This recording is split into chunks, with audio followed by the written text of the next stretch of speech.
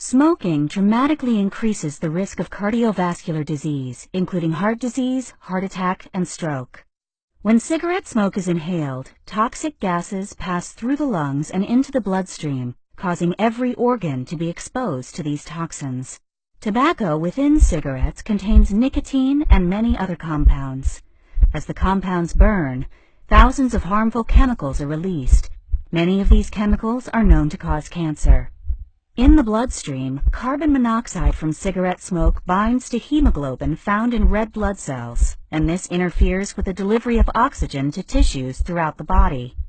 In addition, nicotine and carbon monoxide can damage the inner lining of the walls of the arteries, causing an increased risk of fatty deposits at the injured site. These fatty deposits, called atherosclerotic plaques, can cause significant narrowing of the blood vessels, which can severely reduce blood flow. In coronary artery disease, atherosclerotic plaques within the heart vessels can reduce or block the flow of blood to the heart, possibly leading to angina or chest pain. In more serious cases where the heart muscle is starved of oxygen for too long, an area of the heart muscle may die, causing irreversible damage. This is commonly called a heart attack or myocardial infarction.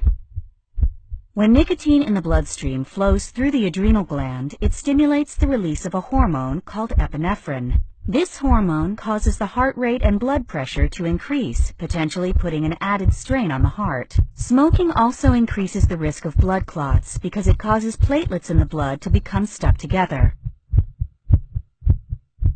In some cases, a blood clot can travel to the brain, causing a blockage within an artery, preventing the supply of much-needed oxygen and nutrients.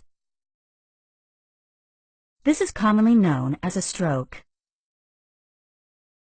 Following a stroke, the area of the brain affected may no longer function normally, possibly leading to disability.